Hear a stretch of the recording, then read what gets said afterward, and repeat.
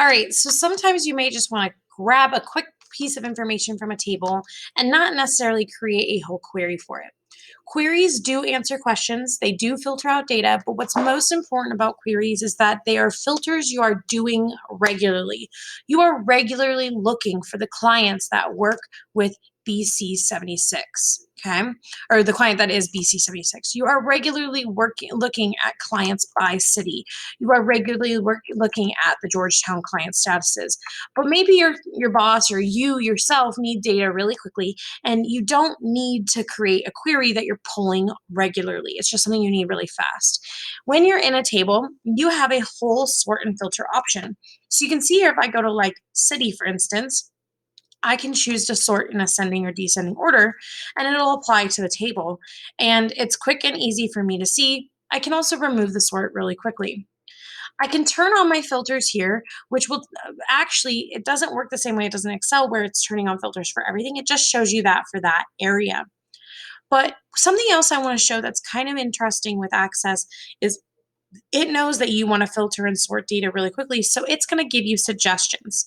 When you click on the city field and go up here to selection for a filter, it's going to say, do you want to do one of these quick filters? Equal to boroughs, not equal to boroughs, contains boroughs. And notice it's pulling from the record I'm clicked in. If I was clicked in Granger, for instance, it would be equal to Granger's, does not equal Granger, etc., etc.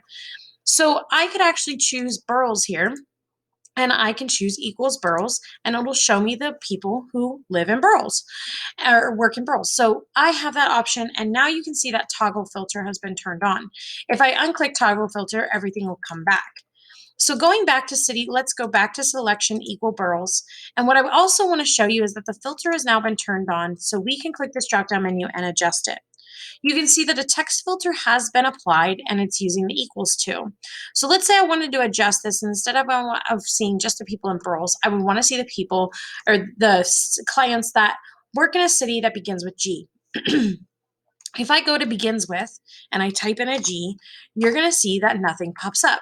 And the reason that is because not only was it was filtering from the data it could see. So it was like a filter within a filter.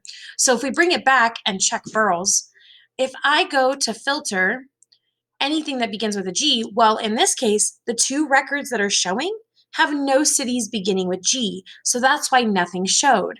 If I want to filter out those that begin with G, I would need to show all of the fields or all of the records first. Then I would need to go ahead and filter out those that begin with G. And now I get the city or the clients with the city that begin with G. So what's really cool is that you can filter within a filter, which I think is really awesome because you can't do that in Excel. So when you're looking for information, you can do this really quickly inside of here. Now, we all know that if you want to go and do an advanced filter or sort, it's actually going to create a query. So if I go click advanced filter or sort, it's going to pop me straight into a query.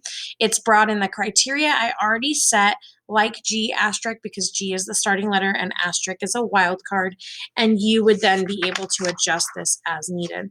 So we've already learned how to create queries, though. We don't need to go in here and continue doing it. But what's cool is, like, let's say you get to the end and your boss or you are like, okay, well, I'm going to need this data again.